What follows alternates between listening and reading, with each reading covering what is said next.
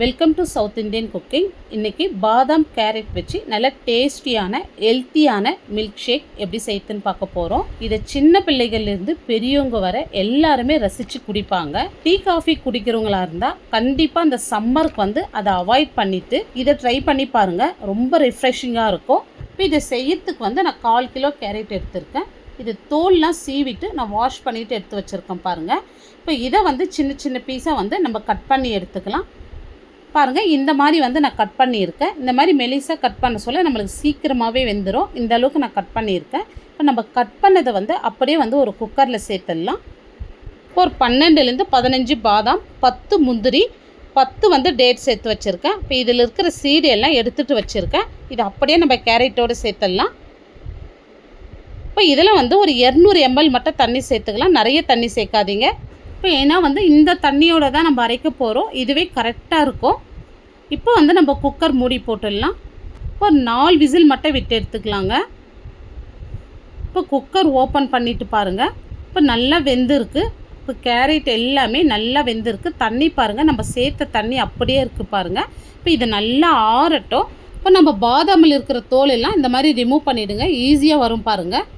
இப்போ இந்த மாதிரி எல்லாமே நம்ம ரிமூவ் பண்ணி எடுத்துக்கலாம். இப்போ இது கம்ப்ளீட்டாக ஆறின பிறகு இந்த தண்ணியோடவே நம்ம மிக்ஸி ஜாரில் சேர்த்துக்கலாம். இப்போ இதை நல்லா நைஸாக அரைச்சிட்டு வந்துடலாங்க. இப்போ பாருங்கள், இந்த அளவுக்கு நல்லா நைஸாக அரைச்சி எடுத்துகிட்டு வந்திருக்கேன். இப்போ இது ஒரு சைடு இருக்கட்டும். இப்போ ஒரு பாத்திரம் வச்சுட்டு 1/2 லிட்டர் பால் சேர்த்துருக்கேன். நல்லா திக்கான பால் சேர்த்துங்க. இப்போ பால் சேர்த்து இந்த மாதிரி பொங்கி வர சொல்ல இந்த மாதிரி கலந்து விட்டுட்டே இருங்க. அப்போ தான் ஆடை சேராது. இப்போ பால் கொதித்து நல்லா திக்காய் வந்திருக்கு. இப்போ நம்ம அரைச்ச கேரட் விழுது அப்படியே சேர்த்துடலாம். இப்போ இதை சேர்த்துட்டு மிக்ஸி ஜார்லேயே கொஞ்சமாக தண்ணி சேர்த்துங்க. நிறைய தண்ணி சேர்த்துறாதீங்க. இப்போ இது எல்லாமே நல்லா ஒன்று சேர்ந்து நல்லா கொதிக்கட்டும். இப்போ கேரட் டேட்ஸ்லேயே ஸ்வீட்னஸ் இருக்கும். இந்த இடத்துல பார்த்துட்டு சேர்த்துங்க.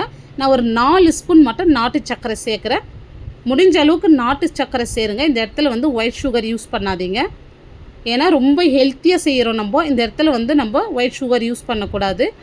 குழந்தைங்களுக்கு டீ காஃபிக்கு பதில் இந்த மாதிரி செஞ்சு கொடுங்க. குழந்தைங்க பெரியவங்க எல்லாருக்குமே ரொம்ப ஹெல்த்தியாக இருக்கும்.